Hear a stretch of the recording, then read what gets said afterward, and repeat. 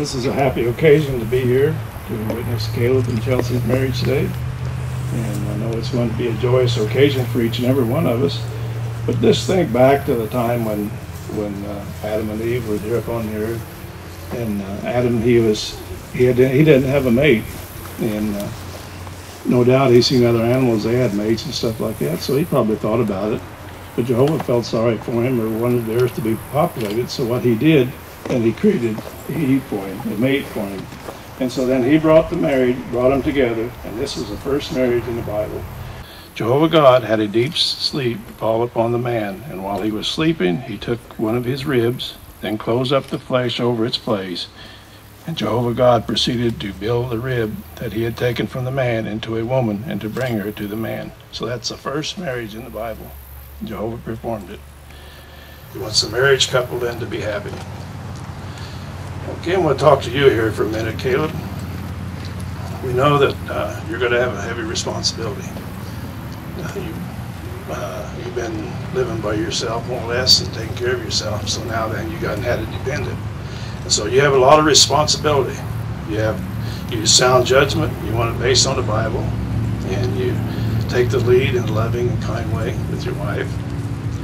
And this includes supplying material, spiritual, emotional, and recreational needs of the family. So now you got somebody you got to take care of. You can't take care of yourself now, you have to take care of her too. And so this is important. And so I had some scriptures here then I'd like to have you read, Caleb.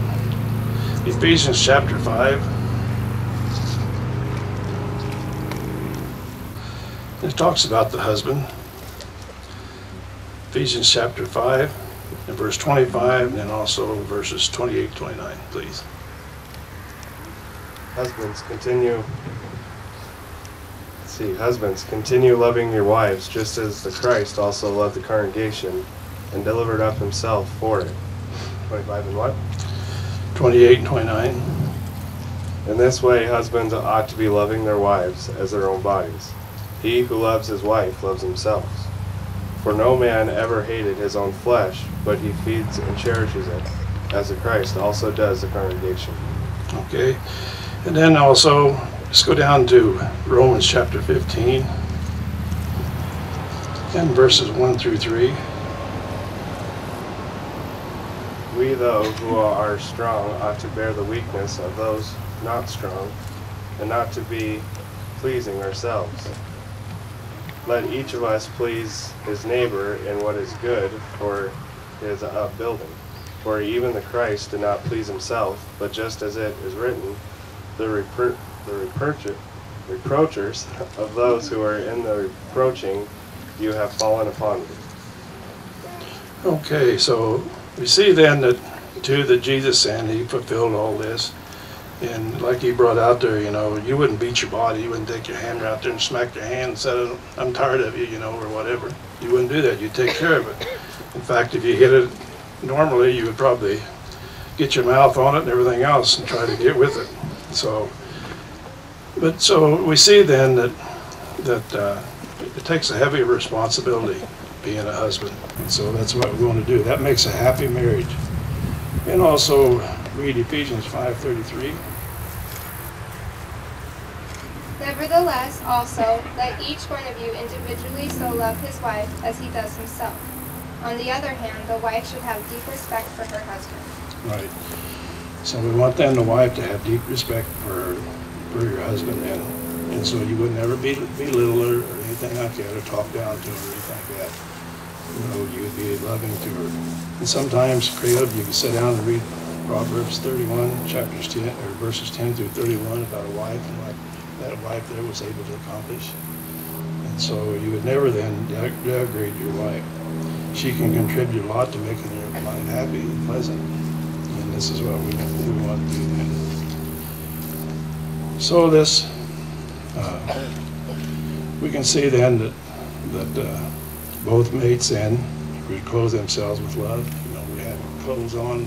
It can bring out the beauty in us or whatever, and so love can do the same thing. So let's turn to Colossians.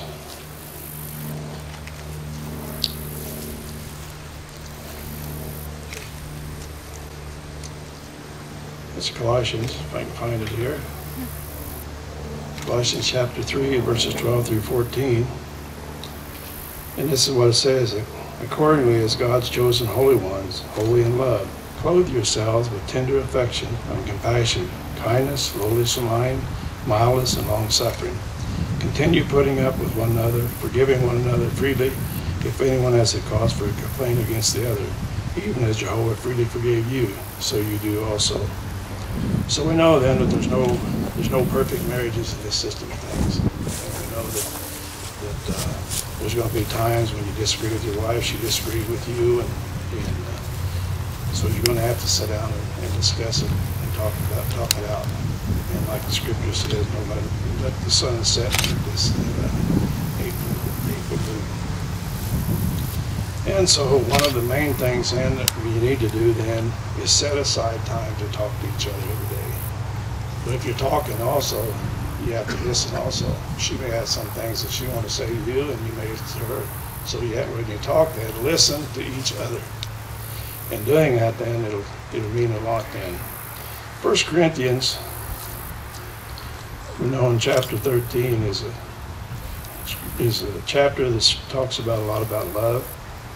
And if we notice here in verse 13, verses 4 through 8, it says, love is long-suffering and kind. Love is not jealous. It does not brag, does not get puffed up, does not behave indecently, does not look for its own interest, does not become provoked. It does not keep account of an injury. It does not rejoice over unrighteousness, but rejoices with the truth. It bears all things, believes all things, and hopes in all things, endures all things.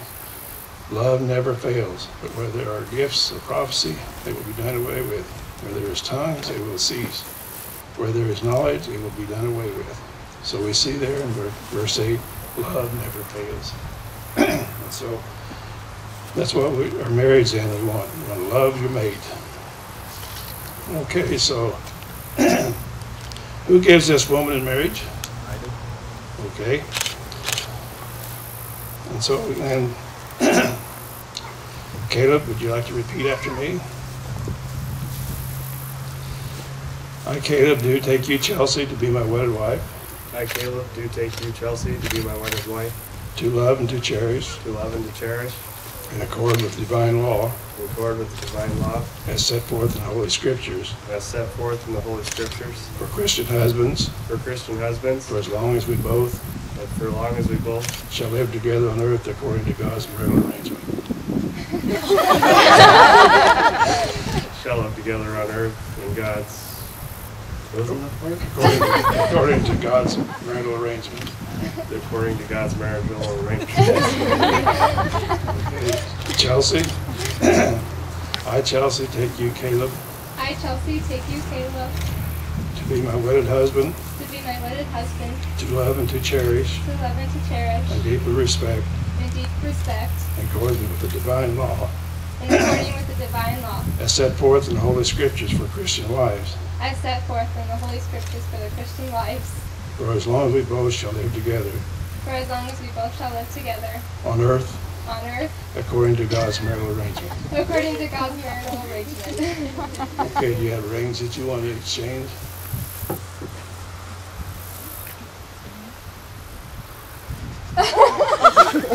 Maybe. I might have them. In your truck. Come on, Dad.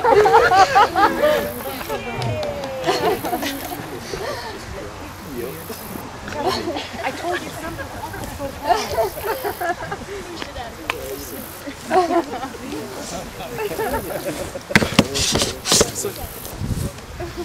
I know that was offended right away. I knew you were like.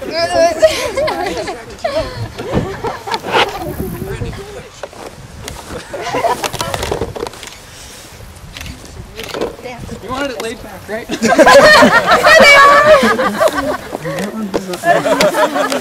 Thanks, Ben. That position? Go ahead.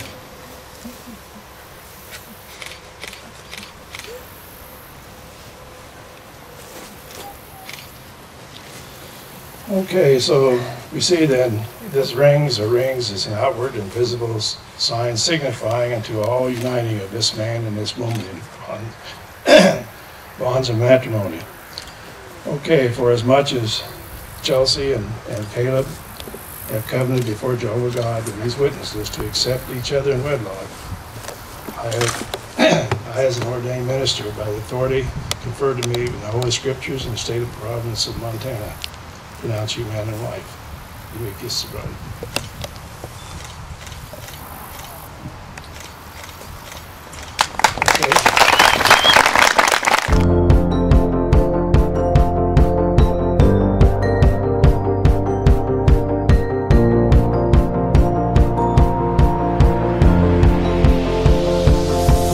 It's a beautiful night.